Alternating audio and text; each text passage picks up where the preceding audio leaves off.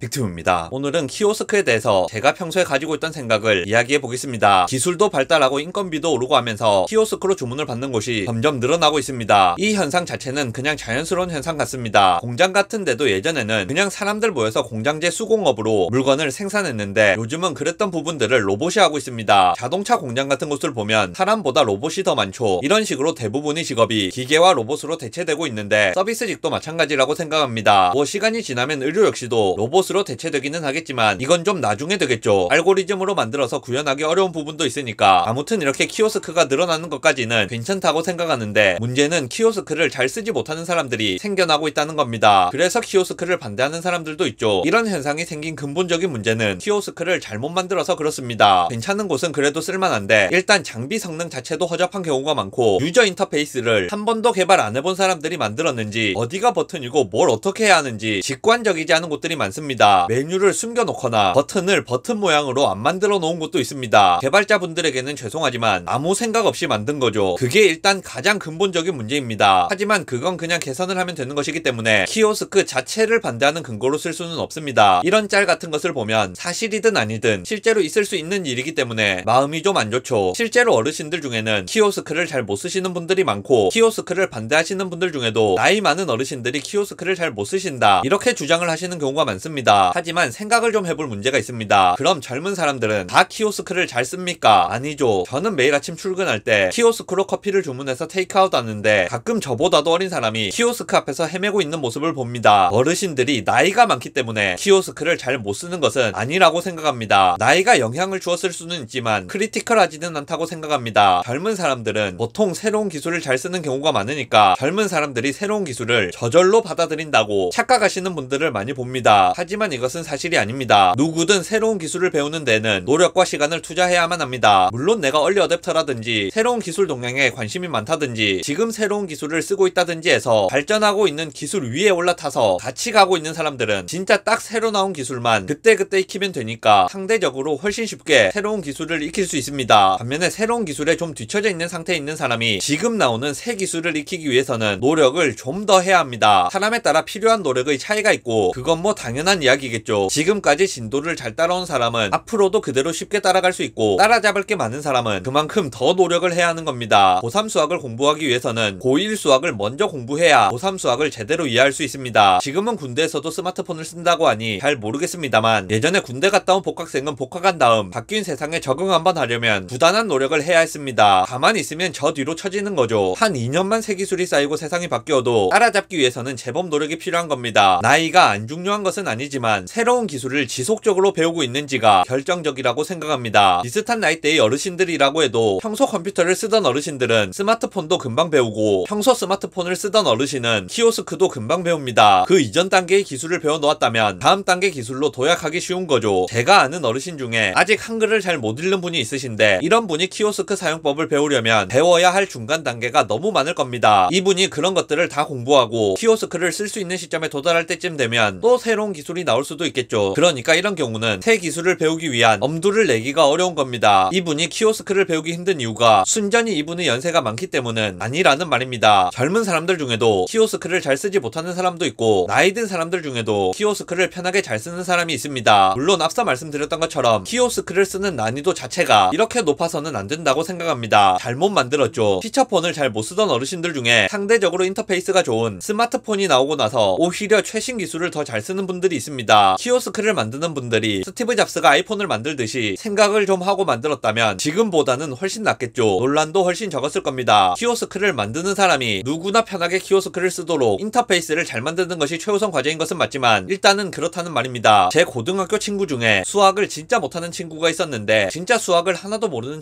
친구였습니다. 그런데 어느 날 중학교 1학년 수학 교과서를 가져오더니 그때부터 공부를 시작해서는 몇 개월 지나고 나니까 결국 모의고사 보면 한 2등급 되는 정도까지 나왔던 것 같습니다. 그 과정을 따라잡기 위해 그 친구는 엄청나게 고생을 했던 거죠. 그래서 결국 제가 하고 싶은 이야기는 뭐냐, 지금 현재 최신 기술을 따라가고 있는 사람들은 여기서 떨어지지 않도록 노력을 해야 한다는 겁니다. 물론 최신 기술에 한참 뒤처져서 최신 기술을 습득하기가 사실상 어려운 사람들도 이런 기술의 혜택을 받게 하기 위해 개발자분들이 노력을 해주셔야 하는 부분이 선행되어야 하긴 할 겁니다. 기술에 한참 뒤처진 정도는 아니지만 최신 기술을 받아들이기가 어렵다, 이 정도 선에 있는 분들의 경우는 그냥 현재의 삶에 만족하시면 곤란합니다. 기술의 발전은 이상한 나라의 앨리스 원피스에 나오는 붉은 여왕 이야기와 같습니다. 열심히 달려야 제자리를 유지할 수 있는 겁니다. 가만히 있는 상태로 결국 시간이 지나게 되면 돌이키기 어려울 정도로 뒤처지게 되기 때문에 일부러 시간과 노력을 들여서 새로운 기술을 배워야 합니다. 현재 최신 트렌드를 따라가고 있는 사람들은 새로운 것이 나왔을 때 당장 이게 나한테 필요 없다고 해서 무시하지 마시고 새로운 것들을 받아들여야 지금처럼 내 눈에 아름다워 보이는 세상을 유지할 수 있는 겁니다. 기술의 발전은 필연적인 부분이고 그 필연적인 현상에 의해 나타나는 결과 역시 예측 가능한 부분입니다. 세상을 멈출 수 있는 것이 아니라면 내가 열심히 따라가야 하는 겁니다. 영상 요약하겠습니다. 빠르게 바뀌는 세상에 맞춰 나가지 않으면 쉽게 뒤처질 수 있고 한번 뒤처지게 되면 다시 따라잡기 위해서는 상당한 어려움이 있습니다. 그렇기 때문에 정도에서는 차이가 있겠지만 누구든 간에 최신 기술을 받아들이기 위한 노력을 해야지만 빠르게 변화하는 세상에 뒤처지지 않을 수 있는 겁니다.